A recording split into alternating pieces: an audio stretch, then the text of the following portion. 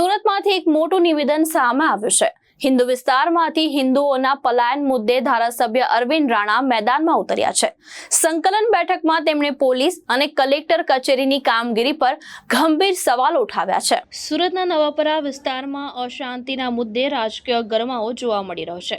ધારાસભ્ય અરવિંદ રાણાએ સંકલન બેઠકમાં પોલીસ અને કલેક્ટર કચેરી પર આક્ષેપ કરતા જણાવ્યું કે બંનેના મેળાપી વલણને કારણે હિન્દુઓમાં અસલામતીની ભાવના ઊભી થઈ રહી છે। તેમણે વધુમાં આરોપ લગાવ્યો કે નવાપરાના અશાંતધારા વિસ્તારમાં 37 મિલકતોની તબદીલી માટે ખોટી રીતે પરવાનગીઓ અપાઈ છે। હાલ પરિસ્થિતિ એવી બની છે કે હિન્દુ પરિવારોને હિજરત કરવા માટે કલેક્ટર અને પોલીસ કમિશનર પાસે મંજૂરી માંગવી પડે છે, જે દુઃખદ બાબત છે।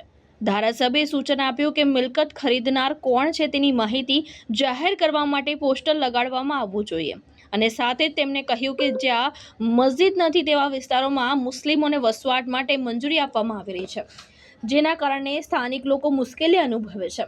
આ મુદ્દે તેમણે તંત્ર સુધી રજૂઆત કરવાની પણ વાત કરી છે। સંકલન બેઠકમાં અસાધારણ મુદ્દો ચર્ચાયો। સુરત શહેર પૂર્વ વિધાનસભા એ મારો મત વિસ્તાર છે અને મારો મત વિસ્તારનો 100% વિસ્તાર અસાનધારા હેઠળ આવરી લેવાયેલ છે। અસાનધારાનો કાયદો અહીંયા 2017થી અમલમાં છે અને મારી વારંવારની રજૂઆત એવી હતી કે અસાનધારા વિસ્તારમાં હિન્દુ વિસ્તારમાં વિધર્મીને કે વિધર્મીના વિસ્તારમાં હિન્દુ પરિવારને મિલકત તબદીલ કરવા પહેલા આજુબાજુના લોકોને વિશ્વાસમાં લેવા જોઈએ। આજુબાજુના લોકોને સંમતિ હોય તો આ તમે ટ્રાન્સફર કરી શકો। પરંતુ અત્યારે પ્રશ્ન એવો આવ્યો છે કે છેલ્લા 15 દિવસ પહેલા અમારા નવાપરા વિસ્તારની લગભગ 5 કે 6 ગલીના રહેવાસીઓ દ્વારા કલેક્ટરશ્રી અને પોલીસ કમિશનરશ્રીને આવેદનપત્ર આપવામાં આવ્યું અને એ આવેદનપત્રમાં આ હિન્દુ પરિવારો પોતાની મિલકત વિધર્મીને આપવા સંમત છે અને એ રીતની મંજૂરી આ કલેક્ટરશ્રી દ્વારા આપવામાં આવે એવી રજૂઆત કરી। આ ખૂબ જ ચિંતાનો વિષય છે। આ અંગે જ્યારે મેં તપાસ કરી અને મેં માહિતી માંગી ત્યારે કલેક્ટરશ્રીની સંકલનમાં મને માહિતી આપવામાં આવી કે આ જે 5 ગલીઓ છે એ 5 ગલીઓ હિન્દુ વિસ્તારની છે। તમામ ગલીઓમાં હિન્દુના મંદિરો આવેલા છે અને આવું હોવા છતાં 2017થી આજ દિન સુધીમાં કેટલી મિલકતોમાં વિધર્મીઓને ટ્રાન્સફર કરવાના હુકમો થયા છે તો લગભગ 37 જેટલી મિલકતોમાં વિધર્મી પરિવારની આપને આ મિલકત ટ્રાન્સફરની મંજૂરી કલેક્ટર દ્વારા આપવામાં આવી છે।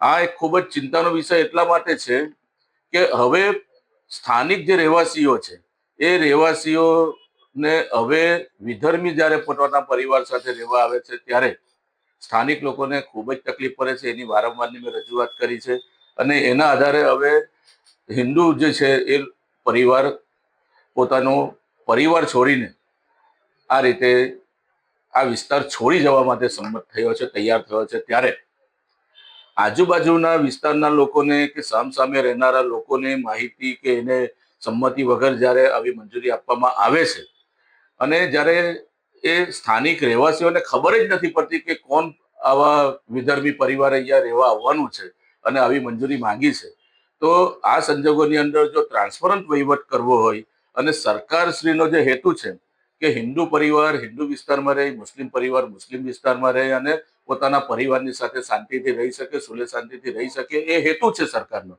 અને આ હેતુ સિદ્ધ કરવાની જવાબદારી કલેક્ટર અને પોલીસને આપેલી છે। ત્યારે આ ખાતા દ્વારા આ સ્થાનિક રહેવાસીઓની સંમતિ વગર જ્યારે આવી મંજૂરી આપવામાં આવે છે તો હવે પછી કોઈ પણ જગ્યાએ આવી મંજૂરી આપવામાં આવે અથવા તો મંજૂરી માંગવામાં આવે ત્યારે સ્થાનિક રહેવાસીઓને ખબર પડે એટલા માટે એ મિલકત જે વેચવાની છે એની ઉપર એક બોર્ડ લગાવવામાં આવે।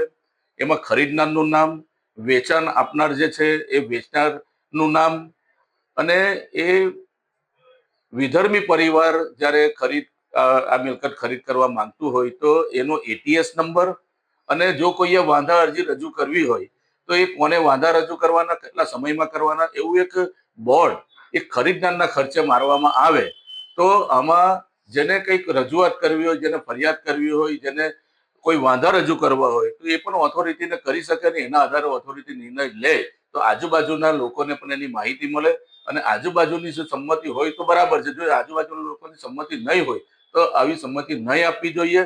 અને આ વિસ્તાર જે હિન્દુ વિસ્તાર છે એ હિન્દુ વિસ્તારની અંદર આવી જે કંઈક 37 જેટલી મિલકતોને ટ્રાન્સફર કરવાની મંજૂરી આપેલી છે એની પર પણ કોઈ ઉચ્ચ સ્તરીય કમિટી બેસાડવામાં આવે. આમાં જે કોઈ ભ્રષ્ટાચાર થયો હોય તો એ ભ્રષ્ટાચાર જેને કર્યો હોય તો તેવા અધિકારીઓની ઉપર પણ કાયદેસરની કાર્યવાહી કરવામાં આવે એવી રજૂઆત મેં સંકલન સમિતિમાં કરી છે. ભાવેશ ઉપાધ્યાય, દ્રષ્ટિકોણ ન્યૂઝ, સુરત.